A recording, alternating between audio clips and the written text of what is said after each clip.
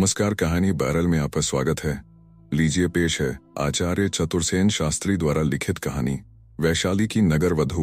दक्षिण को चढ़, त्रिष्टुभ छंद, बृहत साम, पंचदश स्तोम, ग्रीष्म ऋतु और क्षत्रधन तेरी रक्षा करें। पश्चिम को चढ़, जगती छंद, वैरूप साम, सप्तदश स्तोम, वर्षा ऋतु और विष्ठन तेरी रक्षा करें। उत्तर को चढ़, अनुष्टुप छंद, वैराज साम, एक विंश स्तोम, शरद ऋतु और फलरूपी धन तेरी रक्षा करें। ऊपर को चढ़, पंक्ति छंद, शाकुर रैवत साम, 27 और 33 स्तोम, हेमंत शिशिर ऋतु और वर्चस धन तेरी रक्षा करें। फिर राजा ने व्याघ्र चर्म के नीचे रखे शीशे को ठोकर मारी। अध्वर्यु ने मंत्र पढ़ा। फिर राजा व्याघ्र चर्म पर बैठा। सोने का एक चंद्र राजा के पैरों पर रखा गया। अध्वर्यु ने कहा, मृत्यु से बचा। 100 छिद्र वाला स्वर्ण का मुकुट सिर पर धारण कराया गया। अध्वर्यु ने कहा, तू ओज है, अमृत है, विजय है। राजा ने दोनों भुजा ऊंची करके घोष किया, हे मित्र वरुण, अपने रथ पर चढ़ो और अदिति सीमाबद्ध और असीम को देखो। अब अध्वर्यु और पुरोहित ने पलाश के पात्र में रखे जलों से फिर राजा का अभिषेक किया। ब्रह्मा ने मंत्र पाठ किया।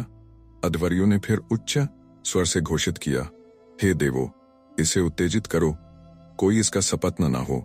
बड़े क्षत्र के लिए, बड़े बड़प्पन के लिए, बड़े मनुष्यों पर राज्य के लिए, इंद्र के इंद्रिय के लिए, कोसल जनपद के लिए यह राजा महाराजा विदूढ़ तुम कोसलों का राजा है, हम ब्राह्मणों का राजा सोम है। तब 18 दक्षिणावर्त शंख एक साथ फिर फूंके गए। अब रथ विमोचनीय होमहा और भिन्न भिन्न मंत्र पढ़कर रथ के अंग प्रत्यंग होम किए गए। राजा को व्याघ्र चर्म के ऊपर खदिर की चौकी पर रखे हुए सिंहासन पर बैठाया गया और राजा ध्रुतव्रत घोषित किया गया। फिर द्यूत हुआ, बहेड़े के पांसे लाए गए, रत्न राजा को घेर कर बैठे। अध्वर्यु ने राजा को यज्ञ काष्ठ से पीटा। राजा ने कहा, ब्रह्मन, अध्वर्यु तू ब्रह्मा है, तू सत्य प्रणेता सविता है। राजा ब्रह्मन, अध्वर्यु तू ब्रह्मा है, तू प्रजाओं का बलवान इंद्र है। राजा ब्रह्मन, अध्वर्यु तू ब्रह्मा है, तू कृपालु रुद्र है। राजा ब्रह्मन, अध्वर्यु तू ब्रह्मा है। इस प्रकार अभिषेक समाप्त हुआ। इसके 10वें दिन 10 पेय याग हुआ। सोम से भरे हुए 10 प्याले एक यजमान और 9 ऋत्विकों के लिए रखे गए। दासों को कमर झुकाकर प्यालों की ओर रेंगना पड़ा और अपने दादा से लेकर पहले के और पीछे के 10 पुरखों के नाम लेने पड़े जो सोमयाजी रहे हों। उस समय मंत्र पाठ हुआ।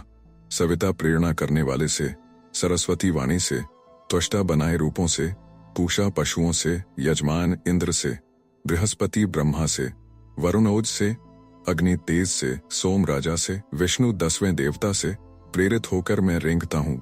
प्रत्येक प्याले में 10 जनों ने पिया। एक ऋत्विक और 9 और 900 जनों ने सोमपान किया। राजा ने सबको सोने के कमलों की मालाएं पहनाई। अब यज्ञ की समाप्ति पर सहस्त्र शंख ध्वनि हुई। विदुर्भ राजा ने सींगों में सोना मढ़कर 100 गायें तथा 11 युवती सुंदरी स्वर्णालंकारों से अलंकृता दासियां प्रत्येक श्रोत्रिय ब्राह्मण को दीं। ब्रह्मा, उद्गाता तथा अन्य ऋत्विजों को उनकी मर्यादा के अनुसार बहुत सस्वर्ण, रत्न, वस्त्र, दासी और बछड़े दिए गए। दान, मान, सत्कार, दक्षिणा, आतिथ्य, भोजन आदि से संतुष्ट हो ब्राह्मण महाराज विदूढ़ की जय जयकार करते हुए विदा हुए। समागत राजाओं, जानपद प्रधानों और सेठियों, जेठकों आदि को भी विविध भेंट, दान, मान से नए राजा ने विदा किया। जो मित्र, बंधु और राजा नहीं आए थे, उन्हें गाड़ियों और छकड़ों में सामग्री भरकर भेज दी गई। जो विरोधी यज्ञ विद्रोह में मारे गए, उनके उत्तराधिकारी पुत्र परिजनों को दान, मान, पदवी और पुरस्कार से सत्कृत कर संतुष्ट किया गया। इस प्रकार यज्ञ में आए सब ब्राह्मण, यति, ब्रह्मचारी, राजा, राजवर्गी, पौर जानपद सब भांति संतुष्ट प्रसन्न हो महाराज विदूढ़ का दिग्दिगंत में यशोगान करते हुए अपने घर गए। भाग्यहीन विगलित यौवनगत श्री प्रसेनजित को किसी ने स्मरण भी नहीं किया। राजमहालय के एक सुसज्जित कक्ष में सोमप्रभ शैया पर पड़े थे। उनके घाव अब भर गए थे, परंतु दुर्बलता अभी थी। कुंडनी उनकी शैया के निकट चुपचाप बैठी थी। शंभ कक्ष के एक कोने में बैठा स्वामी को चुपचाप देख रहा था। सोम किसी गंभीर चिंतना से व्याकुल थे। उनकी चिंतना का गहन विषय था कि राजनंदिनी चंद्रप्रभा को ले जाकर कहाँ रखा जाए। वे उससे विवाह करने के भी अधिकारी हैं या नहीं?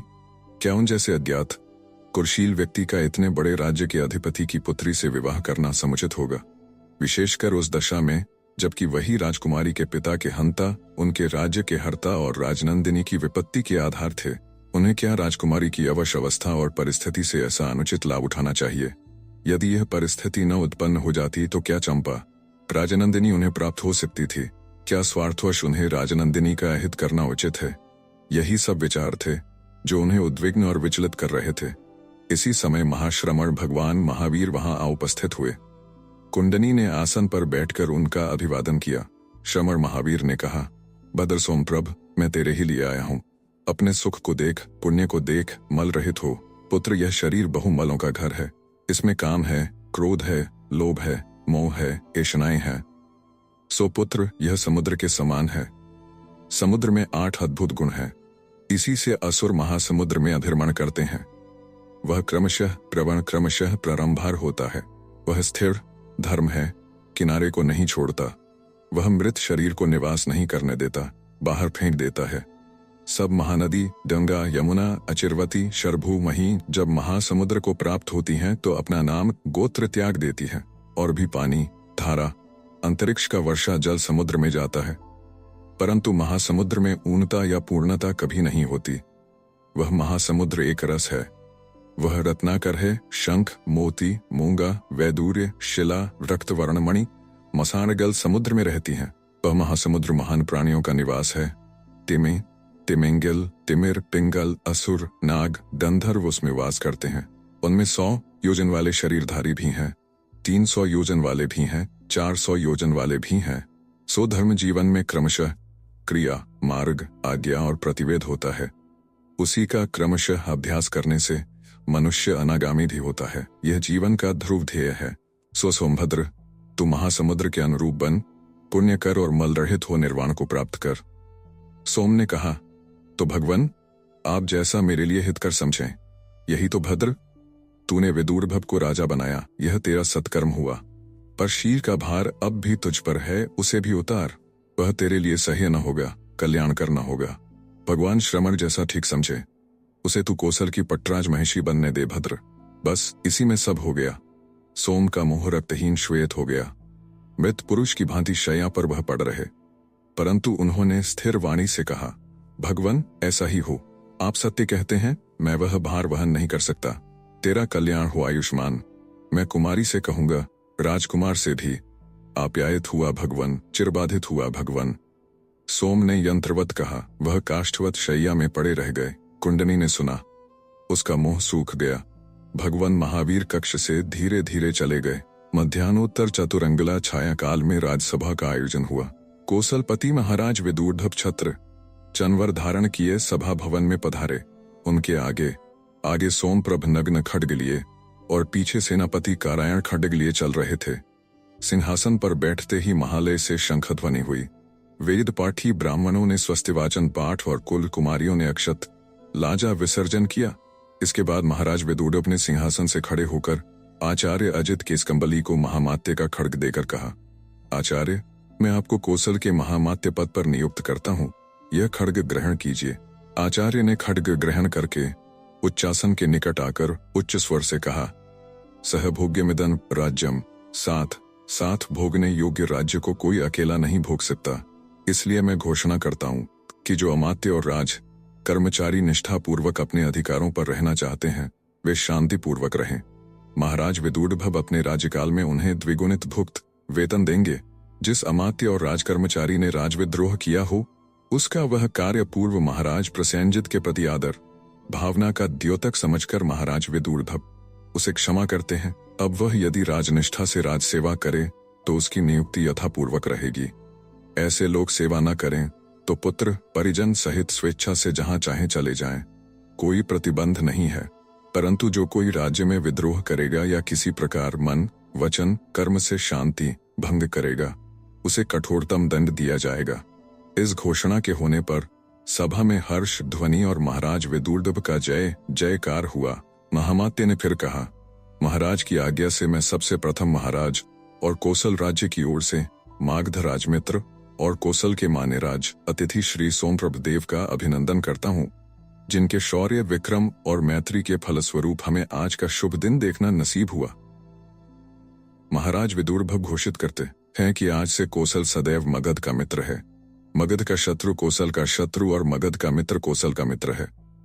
कोसल के परम मित्र मागधज श्री सोमप्रभदेव के अनुरोध पर कोसलपति महाराज विदूढ़भ यह घोषणा करते हैं कि वत्सराज उदयन की मैत्री चाहे जिस भी मूल्य पर कोसल प्राप्त करेगा, और मैत्री का संदेश लेकर शीघ्र ही कोई राजपुरुष वत्सराज महाराजा उदयन की सेवा में जाएगा। अपनी मैत्री, सद्भावना और कृतज्ञता के प्रकाशन स्वरूप महाराज विदूढ़भ मगध सम्राट को काशी का राज्य भेंट करते हैं।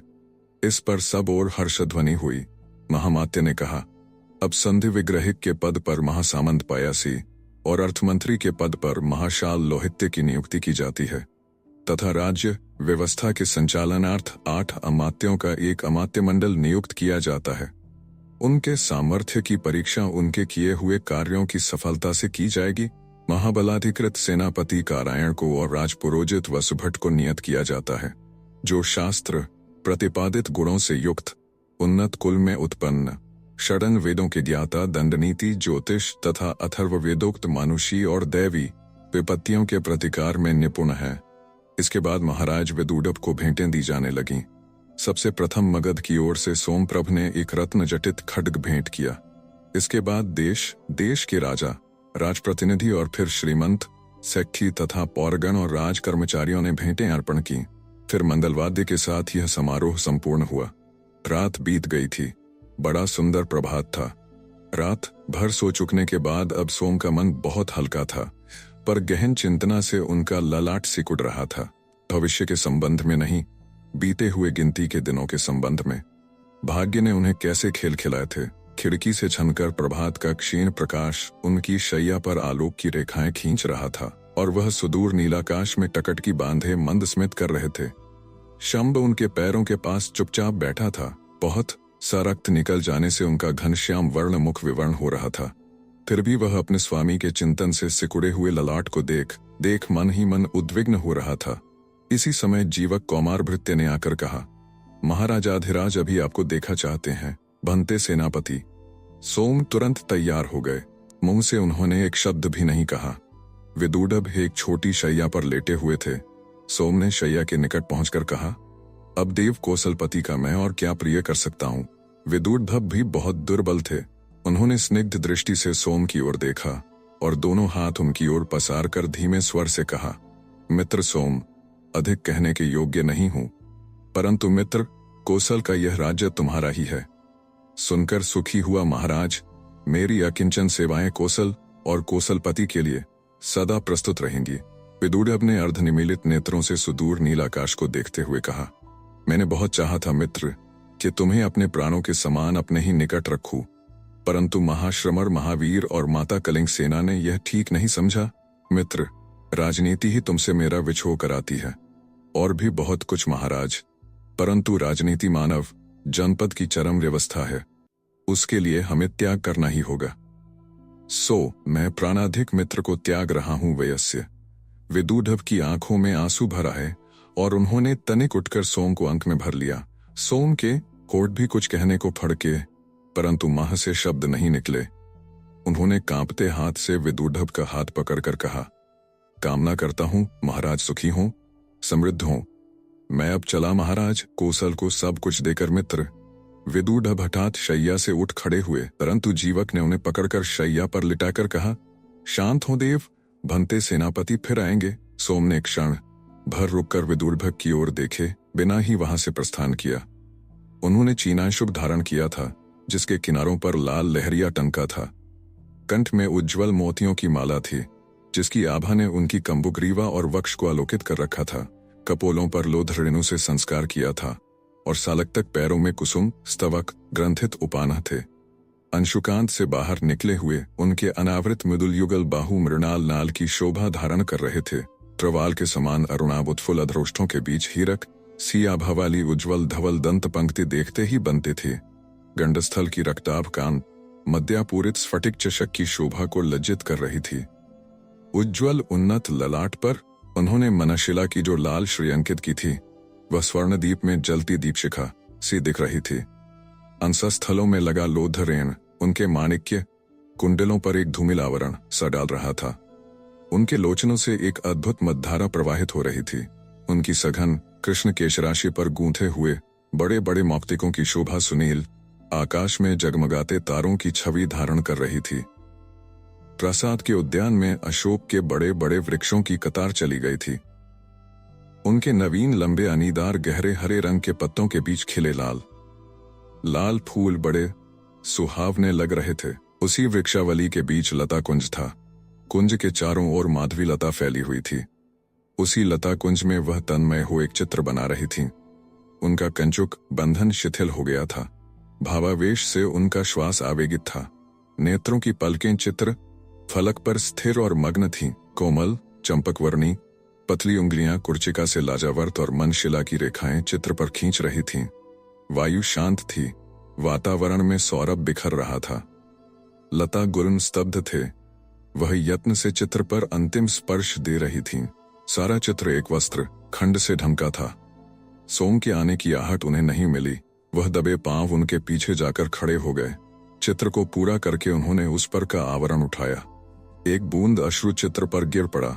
उस दिन वसंत का वह प्रभात लाल लाल लावण्य स्रोत से प्लावित हुआ अनुराग सागर की तरह तरंगों में डूबता उतराता दिख रहा था। चित्र सोमप्रभ का था। सोम ने आगे बढ़कर कांपते स्वर में कहा, शील। वह चौंक उठी। उन्होंने बड़ी बड़ी पलकें उठाकर सोम को देखा। लज्जा से उनका मुख झेंप गया। दोनों हाथ निढाल से होकर नीचे को लटक गए। सोम ने घुटनों के बल बैठकर राजनंदिनी के दोनों हाथ अपने हाथों में लेकर अवरुद्ध कंठ से फिर कहा, शील। राजकुमारी ने बड़ी बड़ी भारी पलकें उठाकर सोम को देखा और असंयत भाव से कहा, सोम प्रियदर्शन, तुम आहत हो, बैठ जाओ। तो तुमने मुझे क्षमा कर दिया शील। यह मैं जानता था तुम मुझे अवश्य क्षमा कर दोगी। परंतु शील प्रिय, अपने को मैं कभी नहीं क्षमा करूंगा, कभी नहीं। वह सब तुम्हें करना पड़ा सोमभद्र। किंतु प्रिय, मैंने जिस दिन प्रथम तुम्हें देखा था, अपना हृदय तुम्हें दे दिया था। मैंने प्राणों से भी अधिक तुम्हें प्यार किया। तुम मेरे क्षुद्राशय को नहीं जानती। मेरा निश्चय था कि विद्युभ राजकुमार को बंदीगृह में मरने दिया जाए। कोसल राजवंश का अंत हो और अज्ञात कुरुशीर सोमकोस पट्टराज महिषी पद पर अभिषिक्त करे। सब कुछ अनुकूल था, एक भी बाधा नहीं थी। मैं जानती हूँ प्रियदर्शन, पर तुमने वही किया जो तुम्हें करना योग्य था। किंतु अब मुझे जाना होगा प्रिय। तो मैं भी तुम्हारे साथ। हाँ प्रिय। नहीं शील, ऐसा नहीं हो सकता। मुझे जाना होगा और तुम्हें रहना होगा। मैं कोसल का अधिपति न बन सका, किंतु तुम कोसल की पटराज महिषी रहोगी, यह ध्रुव है। मैं सोम प्रियदर्शन तुम्हारी चिरकिंकरी पत्नी होने में गर्व अनुभव करूंगी। ओह नहीं, एक अज्ञात कुलशील नगण्य वंचक की पत्नी महामहिमामयी चंपा राजनंदिनी नहीं हो सकती। किंतु सोमभद्र, मैं तुम्हारी चिरदासी शील हूं। मैं तुम्हें अप्यायित करूंगी अपनी सेवा से, सानिध्य से, निष्ठा से, और तुम अपना प्रेम प्रसाद देकर मुझे अपूर्यमार करना। मेरे प्रत्येक रोमकूप का संपूर्ण प्रेम, मेरे शरीर का प्रत्येक रक्त बिंदु, मेरे जीवन का प्रत्येक श्वास असमाप्ति तुम्हारा ही है शील। पर यह नहीं हो सकता। तुम्हें कोसल की पट्टराज महिषी बनना होगा।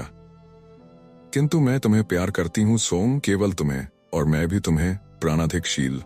किंतु पृथ्वी पर प्यार ही सब कुछ नहीं है। सोचो तो, यदि प्यार ही की बात होती तो मैं विदुर्भ का क्यों उद्धार करता? क्यों अपने हाथों उसके सिर पर कोसल का राजमुकुट रखकर कोसलेश्वर कहकर अभिवादन करता? प्रिय, चारुशीले, निष्ठा और कर्तव्य मानव जीवन का चरम उत्कर्ष है। मैंने उसी को निभाया। अब तुम मुझे सहारा दो। सोम ने कुमारी के चरण तल में बैठकर उसके दोनों हाथ अपने नेत्रों से लगा लिए। कुमारी कटे वृक्ष की भांति उनके ऊपर गिर गईं। उनकी आंखों से अश्रुधारा बह चली। बहुत देर तक दोनों निर्वाक निश्चल रहे। फिर कुमारी ने उठकर धीरे से, जैसे मरता हुआ मनुष्य बोलता है, कहा, मैं जानती थी तुम यही करोगे सोम प्रियदर्शन, किंतु मेरे प्रत्येक रोम में तुम्हारा वास है और आजीवन रहेगा। जीवन के बाद भी, अति चिरंतन काल तक तुम्हारा कल्याण हो, तुम सुखी हो। कोसल पट्टराज महिषी शील चंदना चंद्रभद्रे सुभगे। सोम ने झुककर खड्ग उष्णीश से लगाकर राजसी मर्यादा से कुमारी का अभिवादन किया और कक्ष से बाहर पैर बढ़ाया। कुमारी ने एक पग आगे बढ़ाकर वाष्पावरुद्ध कंठ से कहा, सोमभद्र, मेरे धूम्रकेतु को लेते जाओ। वह बाहर है। उसे तुम पशु मत समझना और मेरी ही भांति प्यार करना। ऐसा ही होगा शील। तुम्हारा यह प्रेमोपहार मेरे जीवन का बहुत बड़ा सहारा होगा। फिर सोम एक क्षण को भी नहीं रुके। लंबे लंबे पैर बढ़ाते हुए प्रासाद के बाहरी प्रांगण में आ खड़े हुए। वहां कुंडनी और शंभ उनकी प्रतीक्षा में खड़े थे। उन्होंने धूम्रकेतु पर प्यार की एक थपकी दी, फिर कुंडनी की ओर देखकर बिना मुस्कुराए और एक शब्द बोले। तीनों प्राणियों ने उसी क्षण वैशाली के राजपथ पर अश्व छोड़ दिए। दीपस्तंभ पर धरे सुवासित दीपों की लौ मंद पड़ गई। गवाक्षों से उषा की पीत प्रभा कक्ष में झांकने लगी। अलिंद से वीणा की एक झमकार के साथ एक कोमल कंठस्वर निषाद का वाद देकर आरोह में चर उतरकर वातावरण को आंदोलित कर गया।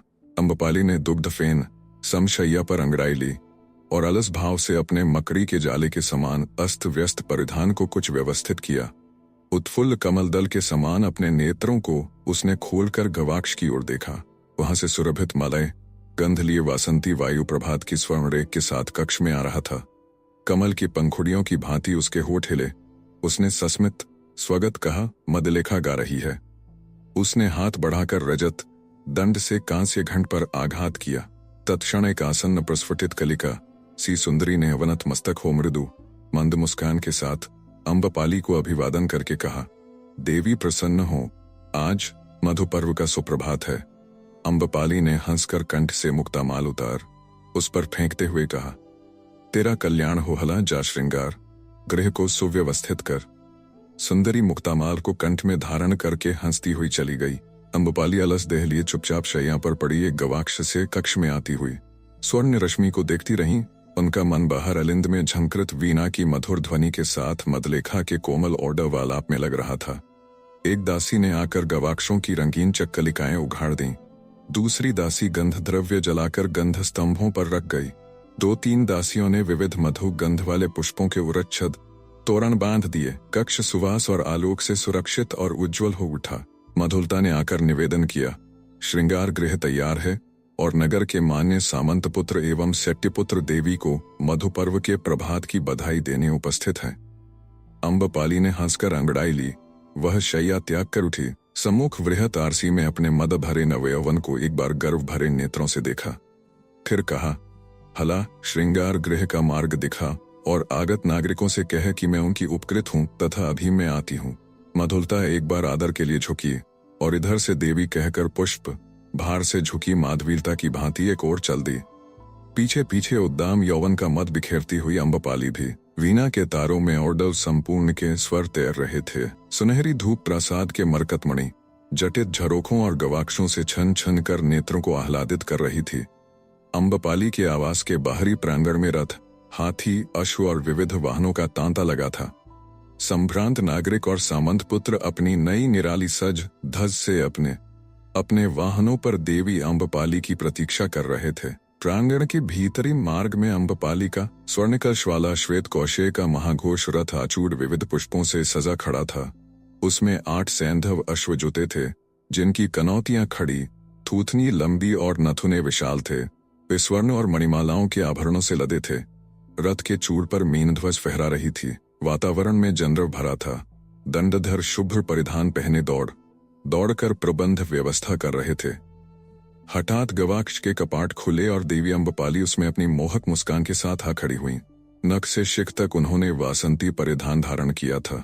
उनके मस्तक पर एक अतिभव्य किरीट था, जिसमें सूर्य की सी कांति का एक अलभ्य पुखराज धक धक दिप रहा था। कानों में दिव्य नीलम के कुंडल और कंठ में मरकतमणि का एक अलौकिक हार था। उनकी करधनी बड़ी 21 मणियों की बनी थी, जिनमें प्रत्येक का भार 11 टंक था। वे माणिक्य उनकी देह यष्टि में लिपटे हुए उस मधु दिवस के प्रभात की स्वर्ण धूप में 21 बालारुणों की छटा विस्तार कर रहे थे। उनकी घन सुचिक्कन अलकें प्रभात की मंद समीर में क्रीड़ा कर रही थीं। स्वर्णखचित कंचुकी सुगठित युगल यौवन दर्शकों पर मादक प्रभाव डाल रहे थे। करधनी के नीचे हल्के आसमानी रंग का दुकूल उनके पीन नितंबों की शोभा विस्तार कर रहा था, जिसके नीचे के भाग से उनके संगमरमर के से सुडौल चरण युगल खालिस नीलम की पैंजनियों से आवेष्टित बरबस दर्शकों की गति मति को हरण कर रहे थे। इस अलौकिक वेशभूषा में उस दिव्य सुंदरी अम्बपाली को देखकर प्रांगण में से सैकड़ों कंठों से आनंद ध्वनि विस्तारित हो गई। लोगों की संपूर्ण जीवनी शक्ति उनकी दृष्टि में ही केंद्रित हो गई। फिर जो ही अम्बपाली ने अपने दोनों हाथों की अंजलि में फूलों को लेकर सामंत नागरिकों की ओर मृद मंद मुस्कान के साथ फेंका, त्यों ही देवी अम्बपाली की जय, मधुपर्व की रानी की जय, जनपद कल्याणी नगर वधु की जय, जय के घोषों से दिशाएं गूंज उठीं, तुमदुभी पर चोटें पड़ने लगीं। वीणा में अब संपूर्ण अवरोह स्वर वातावरण में बिखरे जा रहे थे, जिनमें दोनों मध्यम और कोमल निषाद विचित्र माधुर्य उत्पन्न कर रहे थे।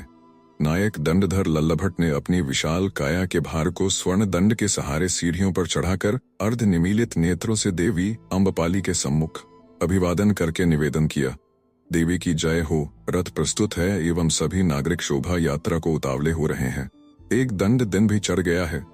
अम्बपाली ने कानों तक ओठों को मुस्कुराकर एक बार प्रांगण में बिखरे वैशाली के महाप्राणों को देखा और फिर सप्तभूमि प्रसाद की गगनचुंबी अट्टालिका की ओर, फिर उनकी आंखें सम्मुख विस्तृत नीलपद्म सरोवर की अमल जलराशि पर फैल गईं। उन्होंने गर्व से अपनी हंस की सी गर्दन उठाकर कहा, लल्ले, मुझे रथ का मार्ग दिखा। इधर से देवी, लल्ले ने अति विनयावनत होकर कहा और अम्बपाली लाल कुंतक के जूतों से सुसज्जित अपने हिमतुषार धवल मृदुल पादपद्मों से स्फटिक की उन स्वच्छ सीढ़ियों को शत सहस्र गुण प्रतिबिंबित करती हुई स्वर्ग से उतरती हुई सजीव सूर्य रश्मि सी प्रतीत हुई। युवकों ने अनायास ही उन्हें घेर लिया। उनके हाथों में माधवी और यथिका की मंजरी और उरच्छत थे। वे उन्होंने देवी अम्बपाली पर फेंकना आरंभ किया। उनमें से कुछ अम्बपाली के अलभ्य गात्र को छूकर उनके चरणों में गिर गईं, कुछ बीच ही में गिरकर अनगिनत भीड़ के पैरों के नीचे कुचल गईं। ज्यों ही अम्बपाली अपने पुष्प सज्जित रथ पर सवार हुईं, वेग से मृदंग, मुरज और दुंदुभी बज उठे। दो तरुणियां उनके चरणों में अंगराग लिए आ बैठीं, दो उनके पीछे मोरछल ले खड़ी हो गईं। कुछ काम्बोजी अश्वों पर सवार हो रथ के आगे पीछे चलने लगीं। युवक सामंत पुत्रों एवं सेट्टी पुत्रों ने रथ को घेर लिया। बहुतों ने अपने अपने वाहन त्याग दिए और रथ का धुरा पकड़कर साथ साथ चलने लगे। बहुतों ने घोड़ों की रश्मियां थाम ली। बहुत अपने अपने वाहनों पर चढ़ अपने भाले और शस्त्र चमकाते आगे पीछे दौड़ धूप करने लगे। सड़कें कोलाहल से परिपूर्ण थीं। मार्ग के दोनों ओर के गवाक्षों में कुलवधें बैठी हाई जनपद कल्याणी अम्बपाली की मधुयात्रा निरख रही थीं।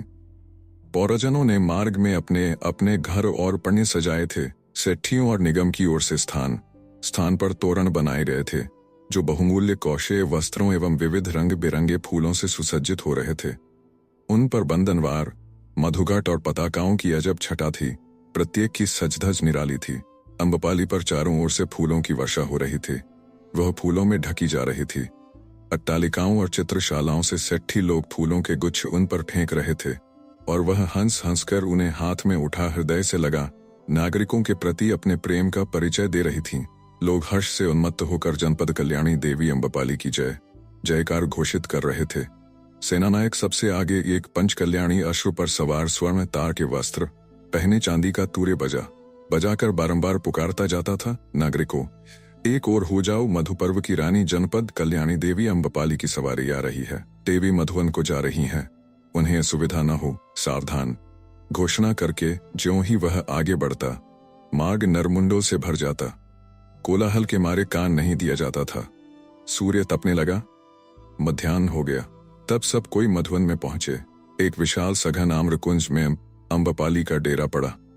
उनका मृदु गात्र इतनी देर की यात्रा से थक गया था।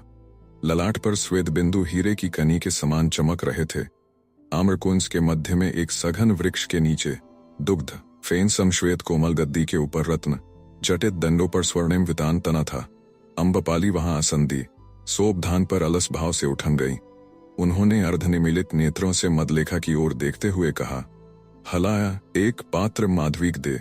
मदलेखा ने स्वर्ण के सुराभांड से लाल लाल सुवासित मदिरा पन्ने के हरे पात्र में उडेल कर दी। उसे एक सांस में पीकर अम्बपाली उस कोमल तल्प शैया पर पौड़ गईं। अपनी सुविधा के अनुसार सभी लोग अपने अपने विश्राम की व्यवस्था कर रहे थे। वृक्षों की छाया में, कुओं की निगूढ़ होठ में, जहां जिसे रुचा उसने अपना आसन जमाया। कोई सच्चेपुत्र कोमल उपाधान पर लेटकर अपने सुकुमार शरीर की थकान उतारने लगा। कोई बांसुरी ले तान छेड़ बैठा।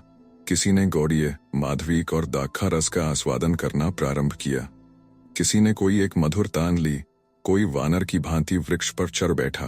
बहुत से साहसी सामंत पुत्र दर्प से अपने अश्वों पर सवार हो अपने भाले और धनुष ले मृगया को निकल पड़े और आखेट करके मधुपर्व की रानी के सम्मुख ढेर करने लगे। देखते देखते आखेट में मारे हुए पशुओं और पक्षियों का समूह पर्वत के समान अम्बपाली के सम्मुख आ लगा। सावर, हरिण, शश, शुकर, वराह, लाव, तित्तिर, ताम्रचूड, माहिश और न जाने क्या क्या जलचर, नभचर, थलचर जीव प्राण त्याग उस रात को मधु पर्व के रात्रि भोज में अग्नि पर पाक होने के लिए मधु पर्व की रानी अम्बपाली के सम्मुख ढेर इकट्ठे होने लगे। कोमल उपधानों का सहारा लिए अम्बपाली अपनी दासियों के साथ हंस कर इन उत्साही युवकों के आखेट की प्रशंसा कर रही थीं, और उससे वे अपने को कृतार्थ मानकर और भी द्विगुण उत्साह से आखेट पर अपने अश्व दौड़ा रहे थे। दिन का जब तीसरा दंड व्यतीत हुआ और सूर्य की तीखी लाल किरणें तिरछी होकर पीली पड़ीं और सामंत युवक जब मैत्रेय छक्कर पी चुके, तब अम्बपाली से आखेट का प्रस्ताव किया गया। अम्बपाली प्रस्तुत हुई। यह भी निश्चित हुआ कि देवी अम्बपाली पुरुष वेश धारण कर अश्व पर सवार हो देहन वन में प्रवेश करेंगी। अम्बपाली ने हंसते हंसते पुरुष वेश धारण किया। सिर पर कौशेय धवल उष्णीश, जिस पर हीरे का किरीट, अंग पर कसा हुआ कंचुक, कमर में कामदार कमरबंद। इस वेश में अम्बपाली एक सजीले किशोर की शोभा खान बन गई। जब दासी ने आरसी में उन्हें उनका वह भव्य रूप दिखलाया तो वह हंसते हंसते गद्दे पर लोट पोट हो गई। बहुत से सामंत पुत्र और सेठी पुत्र उन्हें घेर कर खड़े उनका यह रूप निहारने लगे। युवराज स्वर्णसेन ने अपने चपल अश्व का हठपूर्वक निवारण किया और अम्बपाली के निकट आकर अभिनय के ढंग पर कहा, क्या मैं श्रीमान से अनुरोध कर सकता हूँ कि वे मेरे साथ मृगया को चलकर मेरी प्रतिष्ठा बढ़ाएं? अम्बपाली ने मोहक स्मित करके कहा, अवश्य, यदि प्रियदर्शी युवराज मेरा अश्व और धनुष मंदा देने का अनुग्रह करें। सेवक अपना यह अश्व और धनुष श्रीमान को समर्पित करता है। इतना कहकर युवराज अश्व से कूद पड़े और घुटने टेक कर देवी अम्बपाली के सम्मुख बैठ अपना धनुष उन्हें निवेदन करने लगे। अम्बपाली ने बनावटी पौरुष का अभिनय करके आडंबर सहित धनुष लेकर अपने कंधे पर टांग लिया और तीरों से भरा हुआ तूणीर कमर से बांध वृद्ध दंडधर के हाथ से बर्छा लेकर कहा, मैं प्रस्तुत हूं भंते। परंतु क्या भंते, युवराज अश्वारूढ़ होने में मेरी सहायता नहीं करेंगे? क्यों नहीं भंते, ये तो मेरा परम सौभाग्य होगा। अश्वारूढ़ होने, संचालन करने और उतरने में मेरी विनम्र सेवाएं सदैव उपस्थित हैं। स्वर्णसेन युवराज ने एक लंबा चौड़ा अभिवादन निवेदन किया और कहा, धन्य वीरवर, आपका साहस। यह अश्व प्रस्तुत है। इतना कहकर उन्होंने आगे बढ़कर अम्बपाली का कोमल हाथ पकड़ लिया। अम्बपाली खिलाकर हंस पड़ी। स्वर्णसेन भी हंस पड़े। स्वर्णसेन ने अनायास ही अम्बपाली को अश्व पर सवार करा दिया और एक दूसरे अश्व पर स्वयं सवार हो विजन गहन वन की ओर द्रुत गति से प्रस्थान किया। वृद्ध दंडधर ने साथ चलने का उपक्रम किया तो अम्बपाली ने हंसकर उसे निवारण करते हुए कहा, तुम यही मदलेखा के साथ रहो लल्ला भट्ट। वे दोनों देखते आंखों से ओझल हो गए। थोड़ी ही देर में गहन वन आ गया। स्वर्णसेन ने अश्व को धीमा करते हुए कहा, कैसा शांत स्निग्ध वातावरण है। ऐसा ही यदि मनुष्य का हृदय होता तब तो विश्व के साहसिक जीवन की गति हो जाती। यह क्यों अशांत हृदय ही साहस करता है देवी? सच। अम्बपाली ने मुस्कुराकर कहा। युवराज कुछ अप्रतिभ होकर क्षण भर चुप रहे, फिर बोले, देवी, आपने कभी विचार किया है किस विषय पर? प्रिया, प्रेम की गंभीर मीमांसाओं पर, जहां मनुष्य अपना आपा खो देता है और जीवन फल पाता है। नहीं, मुझे कभी इस भीषण विषय पर विचार करने का अवसर नहीं मिला। देवी ने मुस्कुराकर कहा, आप इसे भीषण कहती हैं? जहां मनुष्य आपा खो देता है और जीवन फल पाता है, वह भीषण नहीं तो क्या है? देवी संभवतः उपहास कर रही हैं। नहीं भद्र, मैं अत्यंत गंभीर हूं। अम्बपाली ने हठपूर्वक अपनी मुद्रा गंभीर बना ली। स्वर्णसेन चुप रहे। दोनों अश्व धीरे पर्वत की उस गहन उपत्यका में ठोकरों से बचते हुए आगे गहनतम वन में बढ़ने लगे। दोनों ओर के पर्वत श्रृंग ऊंचे होते जाते थे और वन का सन्नाटा बढ़ता जाता था। सघन वृक्षों की छाया से छनकर सूर्य की स्वर्ण किरणें दोनों अश्वारोहियों की मुखश्री की वृद्धि कर रही थीं। अम्बपाली ने कहा, क्या सोचने लगे युवराज? क्या सत्य कह दूं देवी? यदि अप्रिय न हो, साहस नहीं होता। अरे, ऐसे वीर युवराज होकर साहस नहीं कर सकते। मैं समझती थी युवराज स्वर्णसेन परम साहसिक हैं। आप उपहास कर सकती हैं देवी, पर मैं आपको प्यार करता हूं प्राणों से भी बढ़कर, केवल प्राणों से ही। अम्बपाली ने हंस की सी गर्दन ऊंची करके कहा, विश्व की सारी संपदाएं भी प्राणों के मूल्य की नहीं देवी। क्या मेरा यह प्यार नगण्य है? नगण्य क्यों होने लगा प्रिय? तो आप इस नगण्य प्यार को स्वीकार करती हैं? अम्बपाली ने वक्र मुस्कान करके कहा, इसके लिए तो मैं बाध्य हूं भंते युवराज। वैशाली के प्रत्येक व्यक्ति को मुझे अपना प्यार अर्पण करने का अधिकार है। वैशाली के ही क्यों जनपद के प्रत्येक व्यक्ति को। परंतु मेरा प्यार औरों जैसा नहीं है देवी, तो उसमें कुछ विशेषता है। वह पवित्र है, वह हृदय के गंभीर प्रदेश की निधि है।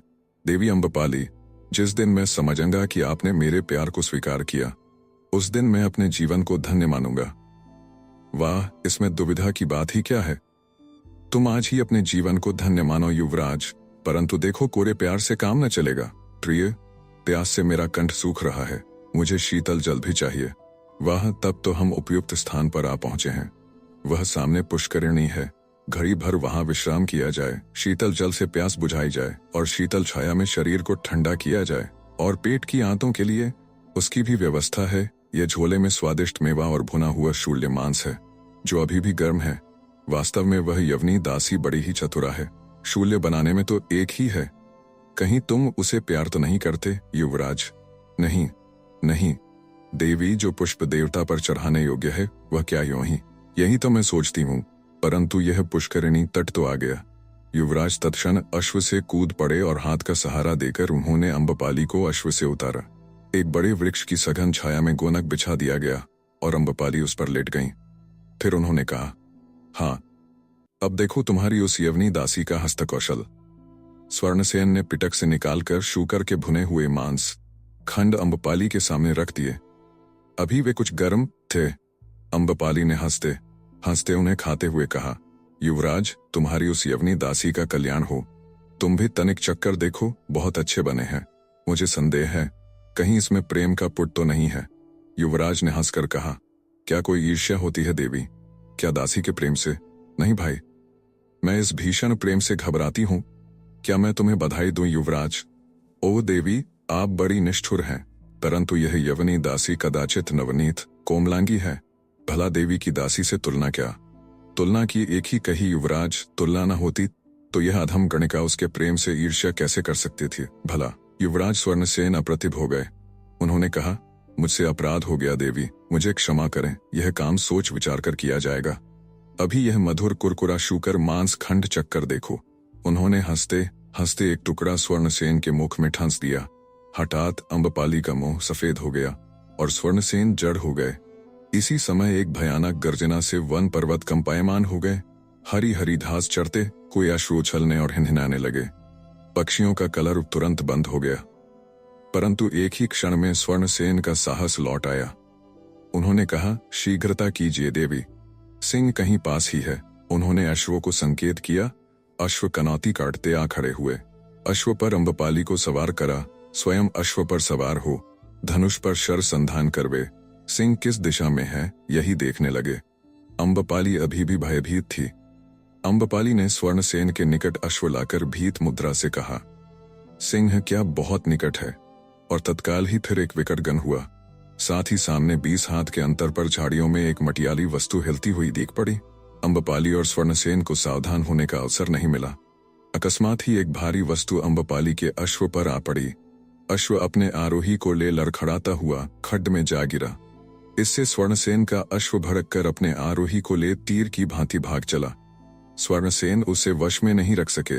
युवराज स्वर्णसेन को लेकर उनका अश्व जो बिगड़कर भागा तो युवराज के बहुत प्रयत्न करने पर भी बीच में रुका नहीं। स्वर्णसेन पर भी सिंह के आक्रमण का आतंक तो था ही। देवी अम्बपाली के सिंह द्वारा आक्रांत होने का भारी विषाद छा गया। सूर्यास्त के समय जब अत्यंत अस्त व्यस्त दशा में अकेले स्वर्णसेन मधुवन में पहुंचे तो वहां बड़ा कोलाहल हो रहा था। जगह जगह लकड़ी के बड़े बड़े ढेर जल रहे थे और उन पर शशक, वराह, महिष और तित्तिर भूने जा रहे थे। ढेर के ढेर मेरे द्राक्षा माधविक पात्रों में भरी धरी जा रही थी और उसे पीकर सब लोग उन्मत्त हो रहे थे। मांस के भूनने की सौंधी सुगंध आ रही थी। कोई ताल सुर से और कोई ताल सुर भंग होकर भी निर्द्वंद गा रहे थे। स्वर्णसेन अपने अश्व पर लटक गए थे। अश्व पसीने से तर था और मुख से फेन उगल रहा था। ज्यों ही लोगों की दृष्टि उन पर पड़ी, वे स्तंभित से आमोद प्रमोद छोड़कर उनकी ओर दौड़े। देखते देखते सामंत पुत्रों, सेट्टी पुत्रों और राजकुमारों ने उन्हें घेर लिया। वे विविध भांति प्रश्न करने लगे। देवी अम्बपाली को न देखकर प्रत्येक व्यक्ति विचलित हो रहा था। सहारा देकर सूर्यमल्ल ने युवराज को अश्व से उतारा।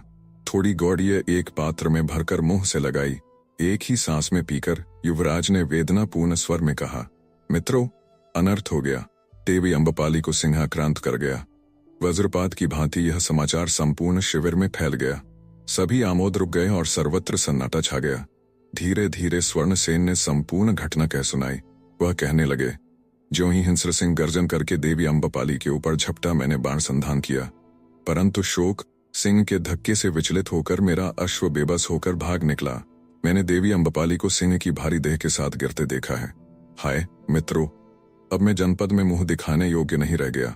महाअट्वी रक्षक सूर्यमल ने तत्काल पुकार कर दीपशलाकाएं जलाने और अपना अश्व लाने की आज्ञा दी। उन्होंने घटनास्थल पूछताछ कर बाणों से भरा तुनीर अपने कंधे पर डाल और नग्न खड्ग हाथ में लेकर गहन वन में प्रवेश किया। 50 प्यादे मशालें ले लेकर उनके आगे पीछे चले।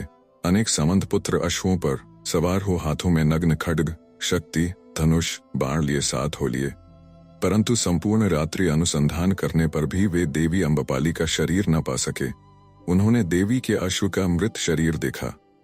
सिंह ने अपनी थाप से उसकी 2 पसलियां उखाड़ ली थीं, परंतु देवी का कहीं पता न था। वन का कोना छान डाला गया, सिंह का शरीर भी वहां न था। सभी ने यही समझ लिया कि सिंह अम्बपाली के शरीर को किसी कंदरा में उठा ले गया और महामहिमामयी वैशाली की जनपद कल्याणी देवी अम्बपाली को खा गया। प्रभात के धूमिल प्रकाश में वे थकित, भग्न हृदय, खिन्न योद्धा युवक नीचे मुंह लटकाए मधुवन में लौट आए। उन्हें देखते ही मधुवन का वासंती पवन लोगों के रुदन से भर गया। देवी अम्बपाली के बहुमूल्य मीनाध्वज रथ पर सुकुमारी मदलेखा औंधा मुंह किए सिसक कर रो रही थी। सभी के मुंह से एक ही बात निकल रही थी कि देवी अम्बपाली को सिंह ने खा लिया। तत्काल ही जो जैसा था उसी स्थिति में मधुवन से चल दिया और एक दंड सूर्य बढ़ते बढ़ते वैशाली की गली में देवी अम्बपाली के सिंह द्वारा खा लिए जाने की कथा फैल गई। श्रेष्ठ चत्वर की सभी हाटें तुरंत बंद हो गईं।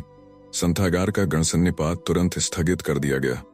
समस्त वैशाली का गण देवी अम्बपाली के सिंह द्वारा खा लिए जाने से शोक संताप मग्न हो गया। अम्बपाली ने आंखें खोलीं। उनकी स्मृति काम नहीं दे रही थी। उन्होंने आंखें फाड़ फाड़ कर इधर देखा, उधर देखा। सामने उनका अश्व मरा पड़ा था, उसके निकट ही वह भीमाकार सिंह भी। उसे देखते ही अम्बपाली के मुंह से चीख निकल पड़ी। इसी समय किसी ने हंसकर कहा, डरो मत मित्र, सिंह मर चुका है। अम्बपाली ने देखा, एक छरहरे गांठ का लंबा सा युवक सामने एक शिलाखंड पर खड़ा मुस्कुरा रहा है। अम्बपाली से आंखें चार करते हुए उसने कहा, सिंह मर चुका मित्र, क्या तुम्हें अधिक चोट आई है? मैं उठने में सहायता दूं? अम्बपाली अपने पुरुषवेश को स्मरण कर संकट में पड़ी। उन्होंने घबराकर कहा, नहीं नहीं धन्यवाद, मुझे चोट नहीं आई, मैं ठीक हूं। यह कहकर वह व्याकुल सी अपने अस्त वस्त्रों को ठीक करने लगी। युवक ने तनिक निकट आकर हंसते हुए कहा, वाह मित्र, तुम्हारा तो कंठ स्वर भी स्त्रियों जैसा है। कदाचित कोई सेट्यपुत्र हो, किसी सामंत पुत्र के संगनदोष से मृगया को निकल पड़े। अम्बपाली ने सिर हिलाकर सहमति प्रकट की। ठीक है, और कदाचित आखेट में आने का यह प्रथम ही अवसर है। हाँ मित्र, पहला। अम्बपाली ने झेप मिटाने को मुस्कुराकर कहा। युवक एक बार खूब ठठाकर हंस पड़ा। उसने कहा, और तुम्हें पहले पहल सिंह के आखेट में आने के लिए तुम्हारे उसी मित्र ने सम्मति दी होगी जो तुम्हारे साथ था। जी हाँ, परंतु वे हैं कहाँ? संभवतः वह सुरक्षित अपने डेरे में पहुंच गए होंगे। सिंह की गर्जना सुनकर उनका घोड़ा ऐसा भागा कि मैं समझता हूं कि वह बिना अपने वासस्थल पर गए रुकेगा नहीं। इतना कहकर युवक फिर ही करके हंसने लगा। उसने कहा, बड़ा कौतुक हुआ मित्र, मैं उस पुष्करणी के उस छोर पर बैठा अस्तंगत सूर्य का एक चित्र बना रहा था। कोई आखेट करने इधर आए हैं, यह मैं तुम लोगों की बातचीत तथा अश्वों की भनक सुनकर समझ गया था। हठात सिंह गर्जन सुन मैंने इधर उधर देखा तो तुम लोगों से 10 हाथ दूरी पर सिंह को आक्रमण के लिए समुद्यत तथा तुम लोगों को असावधान देखकर मैं बर्छा लिए इधर को लपका। सो अच्छा ही हुआ। ज्यों ही सिंह विकट गर्जन करके तुम्हारे अश्व पर उछला, मेरा बर्छा उसकी पसलियों को चीर कर हृदय में जा अड़ा। तुम खड्ड में गिर पड़े। सिंह तुम्हारे अश्व को लेकर इधर गिरा, उधर तुम्हारे मित्र को लेकर उनका अश्व एकदम हवा हो गया। खेद है मित्र, तुम्हारा वह सुंदर काम्बोजी अश्व मर गया। अम्बपाली अवाक रहकर मृत अश्व को देखने लगी। फिर उन्होंने कहा, धन्यवाद मित्र, तुमने प्राण रक्षा कर ली है, परंतु अब मैं मधुवन तक कैसे पहुंचूं भला? सूर्य तो अस्त हो रहा है। असंभव है, एक मुहूर्त में अंधकार घाटी में फैल जाएगा। दुर्भाग्य से तुम्हारा अश्व मर गया है और इस समय अश्व मिलना संभव नहीं है, तथा मधुवन यहाँ से 10 कोस पर है, जा नहीं सकते मित्र। पर चिंता न करो, आओ आज रात मेरी कुटिया में विश्राम करो मेरे साथ। तुम्हारे साथ आज रात? असंभव, अम्बपाली ने सूखते कंठ से कहा और व्याकुल दृष्टि से युवक की ओर देखा। युवक ने और निकट आकर कहा, असंभव क्यों मित्र? परंतु निस्संदेह तुम बड़े सुकुमार हो, कुटिया तुम्हारे योग्य नहीं, पर काम चलाओ, कुछ आहार और शयन की व्यवस्था हो जाएगी। यहाँ पर तो अकेले वन में रात व्यतीत करना तुम्हारे जैसे सुकुमार किशोर के लिए उपयुक्त नहीं, निरापद भी नहीं है। अम्बपाली ने कुछ सोचकर कहा, मित्र तुम क्या यहीं कहीं निकट रहते हो? कुछ दिन से उस सामने की टिकरी पर उस कुटिया को देख रहे हो ना? देख रहा हूं, पर तुम इस विजन वन में करते क्या हो? युवक ने हंसकर कहा, चित्र बनाता हूं। यहाँ का सूर्यास्त उन पर्वतों की उपक्याओं में ऐसा मनोरम है कि मैं मोहित हो गया हूं। तो तुम चित्रकार हो मित्र, देख नहीं रहे हो? यह रंग की कूर्चिका और यह चित्रपट, यह अमोघ हस्तलाघव, यह अभय पौरुष, यह सब भी चित्रकला में काम आने की वस्तुएं हैं। युवक फिर हंस पड़ा। उसने कहा, मित्र केवल कंठ स्वर ही नहीं, बात कहने का और प्रशंसा करने का ढंग भी तुम्हारा स्त्रैण है। कुपित मत होना। इस हिंस्र अगम वन में एकाकी बैठकर चित्र बनाना बिना इन सब साधनों के तो बन सकता नहीं, परंतु बातों में सूर्यास्त हो जाएगा तो तुम्हें कुटी तक पहुंचने में कठिनाई होगी। आओ चले मित्र, क्या मैं तुम्हें हाथ का सहारा दूं? कहीं चोट तो नहीं आई है? नहीं नहीं धन्यवाद, मैं चल सकने योग्य हूं, तुम आगे आगे चलो मित्र। और कुछ न कहकर अपनी रंग की तूलिका, कूच और चित्रपट हाथ में ले तथा बरखा कंधे पर डाल आड़ी टेढ़ी पार्वत्य पगडंडियों पर वह तरुण निर्भय लंबे डग भरता चल खड़ा हा, और उसके पीछे अछताती पछताती देवी अम्बपाली पुरुष वेश की असह्य भार को ढोती हुई कुटी तक पहुंचते सूर्यास्त हो गया। अम्बपाली को इससे बड़ा ढाढ़स हुआ। उनकी कृत्रिम पुरुष वेश की त्रुटियां उस धूमिल प्रकाश में प्रकट नहीं हुई, परंतु इस नितांत एकांत निर्जन वन में एकाकी अपरिचित युवक के साथ रात काटना एक ऐसी कठिन समस्या थी जिसने देवी अम्बपाली को बहुत चल विचलित कर दिया। कुटी पर पहुंचकर युवक ने देवी को प्रांगण में एक शिला दिखाकर कहा, इस शिला पर क्षण भर बैठूं मित्र, मैं प्रकाश की व्यवस्था कर दूं। इतना कहकर और बिना ही उत्तर की प्रतीक्षा किए वह कुटी में घुस गया। पत्थर घिसकर उसने आग जलाई। फिर उसने बाहर आकर कहा, उस मंजूषा में आवश्यक वस्त्र हैं और उस घड़े में जल है। सामने के ताक पर कुछ सूखा हरिण का मांस और फल रखे हैं, अपनी आवश्यकता अनुसार ले लो। संकोच न करना, मैं थोड़ा ईंधन लेकर अभी आता हूं।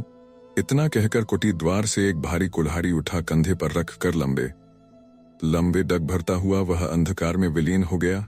कुटिया में सामग्री बहुत संक्षिप्त थी, परंतु कुटी में घुसते ही जिस वस्तु पर अम्बपाली की दृष्टि पड़ी उसे देखते ही वह आश्चर्यचकित हो गई। वह जरवत खड़ी उस वस्तु को देखती रह गई। वह वस्तु एक महाग वीणा थी जो चंदन की चौकी पर रखी थी।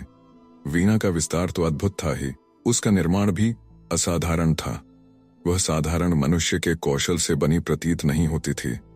उस पर अति अलौकिक हाथी दांत की पच्चीकारी का काम हो रहा था, और उसमें जो तुम्बे काम में लाए गए थे उनके विस्तार तथा सुडौलता का वर्णन ही नहीं हो सकता था।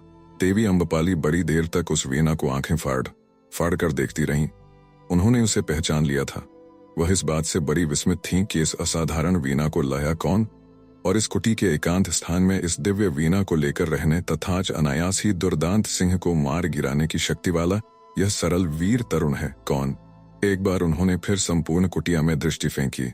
दूसरी ओर परणभित्ति पर 2-3 बर्छ, एक विशाल धनुष और 2 तुणीर बाणों से संपन्न टंगे थे। एक भारी खड्ग भी एक कोने में लटक रहा था। कुटी के बीचों बीच एक बड़ा सा शिलाखंड था जिस पर एक सिंह की समूची खाल पड़ी थी। उस पर एक आदमी भली भांति सो सकता था। एक कोने में एक काष्ठ मंजूषा, दूसरे में मिट्टी की एक कुंभकारिका जल से भरी रखी थी। यही उस कुटी की संपदा थी। यह सब घूमती दृष्टि से देखते हुए अम्बपाली उसी अमोघ वीणा को ध्यान पूर्वक देखती ठगी सी रह गईं। उनके मस्तिष्क में कौशाम्बीपति उदयन का मिलन क्षण चित्रित होने लगा। युवक ने वेग से सिर का बोझ एक ओर कुटी के बाहर फेंक दिया। फिर वह भारी भारी पैर रखता हुआ कुटी में आया। पदध्वनि सुन अम्बपाली ने युवक की ओर देखा। युवक ने अचकचाकर कहा, अरे अभी तक तुमने वस्त्र भी नहीं बदले, न थोड़ा आहार ही किया। वहां खड़े उस वीणा को क्यों ताक रहे हो मित्र? किंतु यह वीणा तुमने पाई कहाँ से? अम्बपाली ने खोए से स्वर में पूछा। तो तुम इसे पहचानते हो मित्र? निश्चय, यह कौशाम्बी के देव गंधर्व पूजित महाराज उदयन की अमोघ वीणा मंजुघोषा है, जो गंधर्वराज चित्रसेन ने महाराज को दी थी। वही है। पर तुम इसे पहचानते कैसे हो मित्र? इसका इतिहास तुम्हें कैसे विदित हुआ? यह तो अति गुप्त बात है। तरुण ने कुछ आश्चर्य मुद्रा में कहा। मैंने इसे बचते हुए देखा है। बचते हुए देखा है? असंभव। देखा है मित्र, अम्बपाली ने अति गंभीर स्वर में कहा। कहाँ? देवी अम्बपाली के आवास में। देवी अम्बपाली के आवास में? किसने इसे बजाया था मित्र? तुम स्वप्न देख रहे हो, कदाचित स्वप्न ही हो, नहीं तो यह वीणा इस एकांत कुटी में।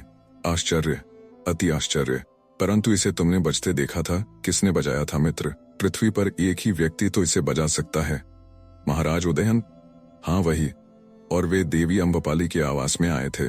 गत वसंत में महाराज ने वीणा बजाई थी और देवी ने अवश्य नृत्य किया था। और तुमने वह नृत्य देखा था मित्र? देवी अम्बपाली के नृत्य को देखने की सामर्थ्य किसमें है? उनकी दासियां जो नृत्य करती हैं वही देव, दानव और नरलोक के लिए दुर्लभ है। परंतु मैंने देखा था, इस अमोघ वीणा के प्रभाव से अवश्य हो देवी ने नृत्य किया था।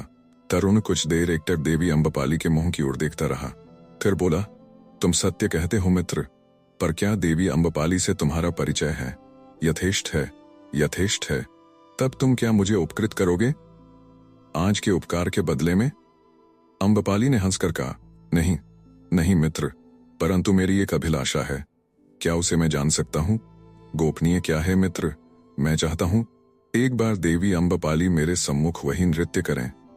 तुम्हारे सम्मुख तुम्हारा साहस तो प्रशंसनीय है मित्र। अम्बपाली वेग से हंस पड़ी। तरुण ने क्रुद्ध होकर कहा, इतना क्यों हंसते हो मित्र? परंतु अम्बपाली हंसती ही रही। फिर उन्होंने हंसते हंसते कहा, खूब कहा तुमने मित्र, देवी अम्बपाली तुम्हारे सम्मुख नृत्य करेंगी। क्या तुम जानते हो, देवी का नृत्य देखने के लिए देव गंधर्व भी समर्थ नहीं है। तरुण खींच उठा। उसने कहा, जितना तुम हंस सकते हो हंसो मित्र, पर मैं कह देता हूँ, देवी अम्बपाली को मेरे सम्मुख नृत्य करना पड़ेगा। और तुम कदाचित तब यह वीणा उसी प्रकार बजाओगे जैसे महाराज उदयन ने बजाई थी। अम्बपाली ने प्रच्छन्न व्यंग्य करते हुए कहा। निश्चय। तरुण के नेत्रों से एक ज्योति निकलने लगी। तरुण के इस संक्षिप्त उत्तर से अम्बपाली विचलित हो गईं। उन्हें महाराज उदयन की वह अद्भुत भेंट याद आ गई। उन्होंने धीमे स्वर से कहा, क्या कहा? तुम इस वीणा को बजाओगे? निश्चय। तरुण ने कुछ कठोर स्वर से कहा, क्या तुम इसे 3 ग्रामों में एक ही साथ बजा सकते हो मित्र? निश्चय। तरुण उत्तेजना के मारे खड़ा हो गया। अम्बपाली ने कहा, किसने तुम्हें यह सामर्थ्य दी? सुनो तो, स्वयं कौशाम्बीपति महाराज उदयन ने। पृथ्वी पर 2 व्यक्ति यह वीणा बजा सकते हैं। एक महाराज उदयन, अम्बपाली ने तीखे स्वर में पूछा, और दूसरा मैं। तरुण ने दर्प से कहा। अम्बपाली क्षण भर जड़ रहकर बोली, अस्तु, परंतु तुम मुझसे क्या सहायता चाहते हो मित्र? अति साधारण। तुम देवी तक मेरा यह अनुरोध पहुंचा दो कि वे यहाँ मेरी कुटी में आकर एक बार मेरे सम्मुख वही नृत्य करें जो उन्होंने अमोघ गांधर्वी मंजुघोषा वीणा पर महाराज उदयन के सम्मुख किया था। इस कुटी में आकर तुम पागल तो नहीं हो गए मित्र? तुम मेरे प्राण त्राता अवश्य हो, पर मैं तुम्हारा अनुरोध नहीं ले जा सकता। देवी अम्बपाली तुम्हारी कुटी में आएंगी भला? और उपाय नहीं है मित्र? देवी के उस कुत्सित सर्वजन सुलभ आवास में तो मैं नहीं जाऊंगा। अम्बपाली के हृदय के एक कोने में आघात हुआ, परंतु उन्होंने उस अद्भुत तरुण से कुटिल हास्य भौहों में छिपाकर कहा, तुम्हारा यह कार्य मैं कर दूंगा। तो मुझे क्या मिलेगा? जो मांगो मित्र, इस वीणा को छोड़कर। वीणा नहीं, केवल वह नृत्य मुझे देख लेने देना। यह न हो सकेगा। मानव चक्षु उसे देख नहीं सकेंगे। महाराज का यही आदेश है।